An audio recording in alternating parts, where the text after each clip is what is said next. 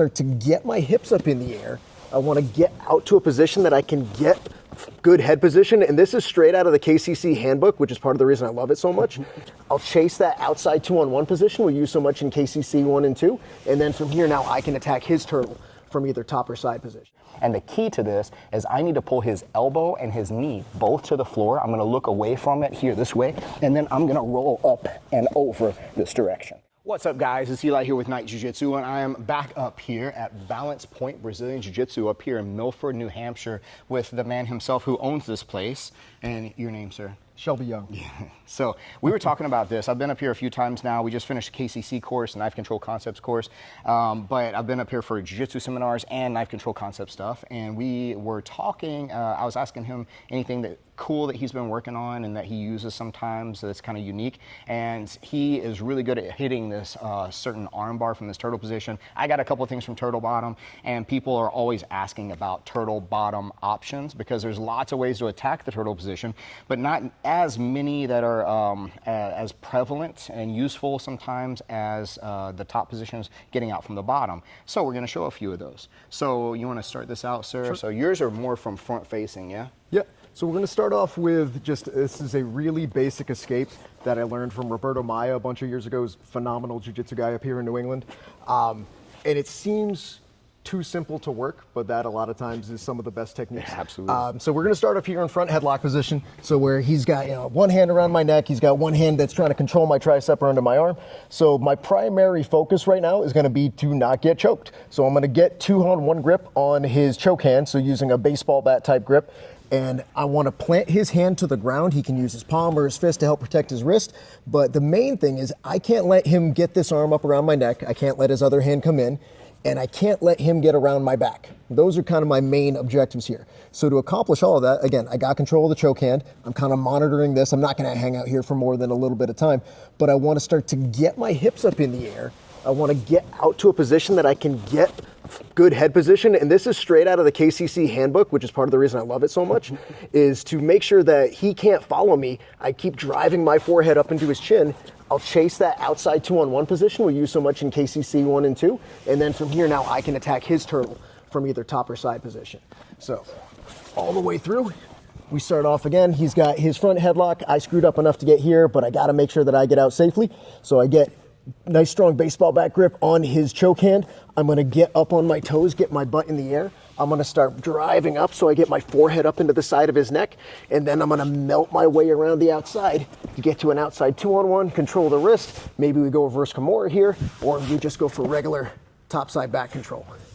Yeah, I love that a lot because creating that anchor point on my limb, like now we're like both tethered to that kind of point, and so whenever you start moving around, and like you said, this is like straight out of directly applicable to the KCC stuff. So whether it's just a strictly grappling based or more fighty stuff like more MMA or weapons based environment, that can all be very applicable to that. So that's awesome too. And you had also mentioned another little cool cheeky arm lock one too. I like this one a lot. Check this out, guys. Yeah.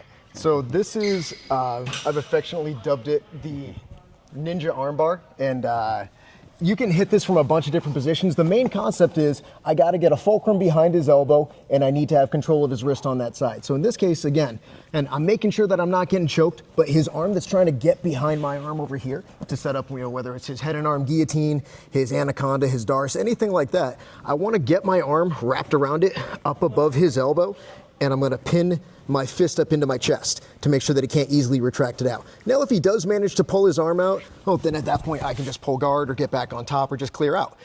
I've accomplished my job of not getting submitted into that position, but I'd like to submit him instead. Give him the old Uno reverse card here. So again, I'm going to grab a hold of his wrist. I want to get my arm up above his elbow, and I think about using the blade of my forearm just above his elbow. And now from here, he's probably traditionally expecting me to do an old school wrestling sit out, which again, there's nothing wrong with that. If you've got a good wrestling sit out, that's great, where I can grab the hip, come all the way through and escape that way.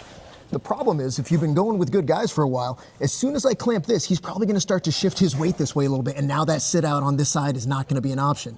But I still have his arm. And if there's weight on this knee, he's got nothing to base with. So I grab a hold of his wrist, I step up on my outside foot, and I'm gonna drive the back of my head into his chest. flip him down to his side. I get out to this kind of based out scarf type position. I'm still clamping his elbow. I'm bringing my fist up into my chest. I get that Lego man grip over his wrist, and as I pull my blade up into my chest, I push down until I get that tap. There's also a cheeky wrist lock here if you're a wrist lock type guy, but we'll go through that all again. So again, he's got me in the front headlock position. I'm controlling his wrist. Again, still making sure I'm not getting choked at any point along the way here. I grab a hold of the arm. If the sit out is there, I'll go for it. But if this case, he detects I'm going for the sit out, so he shifts his weight more towards this control side, away from the choke side. I'm gonna step up on my outside leg. I'm gonna drive the back of my head up and into him, and I go for the armbar. And the great thing about this as well is, so let's say I get the armbar, that's great. But let's say that I don't maintain enough tension here, and he just pulls his elbow clear of my arm. Because all he needs to do is get his elbow clear. Now there's no armbar. But I still got on top. I still survived the position, and now I've got a reversal. Yeah. And that one I like a lot. It works really well from guys that show you the inclination to go for the darce. Because I want to feed this arm in deep by your armpit and come out for that darce choke like that, or for like a Mars choke even. And it's just playing right into your hands. And like you said, you're forking me. You're creating this dilemma between the traditional sit out or the fat boy roll or like a Peterson, and then also between the arm lock. Because I've got to elicit one of those responses, and that's the best kind of jiu-jitsu right there. Is like whenever you have him mapped in this position where it's a lose-lose situation. That's awesome. So these were both from more front-facing. I want to show a couple of my favorites from the rear-facing, because this is also a dangerous situation. Whenever he's playing more to this rear quadrant like this, like I've got to be very careful here, right? My neck is exposed. He's going to be looking, even if he's just a wrestler, like being in this referee's position, he spent a lot of time here. So being able to escape this position is very important. So what I'm looking for here, now this is actually a direct correlation to a gi technique from when he's threatening like a clock choke. So it's about this arm coming across. So when that arm is looking to feed across, what I'm gonna do is I'm gonna overreach. And what I mean by overreach is I wanna try to get his arm into my far side armpit like this. Now, this is, again, admittedly a dangerous situation, but what I'm trying to do is get 2 points of control on his arm, so I've got a really strong connection. I'm getting his wrist to my armpit, my hand onto his elbow. Now, this is the part that, right here, where I'm gonna start moving my hips away from him, right? Now, I'm not moving my hips away with necessarily the intention that that's going to be my full escape. It might be, but most likely he's going to try to, like, if I create space, he's going to try to collapse space.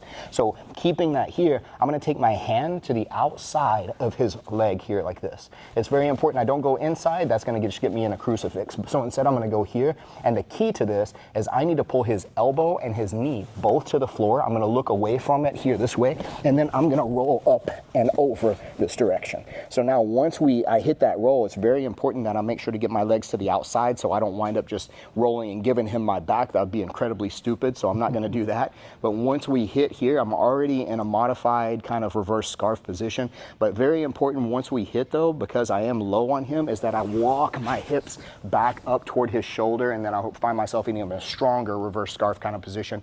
Good high, tight side control variation on top of him like this. So one more time on that escape like that is whenever he's here, he's from this back quadrant, and as he's reaching over and across, at least I want to get his wrist, if not get his elbow. I'm going to reach to the outside of his leg here, and I'm pulling his knee while I'm looking and facing to my left while I roll over my right shoulder here this direction. Very important that I clear both of his two legs, and then I start walking myself back nice and high and tight right off the bat as soon as we hit that there. Now, sometimes what will happen is, and this is where we kind of come up with the second variation here, is at this point, sometimes he'll go here and I'll reach across, but like I don't feel as if I can pull this down, or he's got a really good base. If he's based, then what that's actually doing is that prop here, I can't get his knee to the floor. That means he's actually pushing into me. So if he's pushing into me, then what I'm gonna actually do here is I'm gonna take my leg closest to him, my right leg in this case, and I'm gonna step it up across his body this way. And then from there, I'm gonna let my second leg slide, and it's gonna actually, my knee is gonna hit his knee on the bottom, and I'm gonna pull him up, over, and across this direction. And then we land essentially in the same position. So I still have that reverse scarf, I still wanna work myself up nice and high, but I just came to it more direct rather than the full roll over. But between those two energies, I'm gonna find the opportunity oftentimes to be able to hit that roll, or at least hit that reversal like that. So he can't, the idea across all of these is we want to create a situation where based on what he's doing, the way he's trying to attack me, I'm going to fork him into a decision that he has to make. Is he going to drive harder this way, or is he going to drive harder the other way? And based on that, I'm going to take him the way where he's weakest in his structure to be able to roll him or to be able to escape, or in Shelby's case, the way that he structured that as far as the front headlock.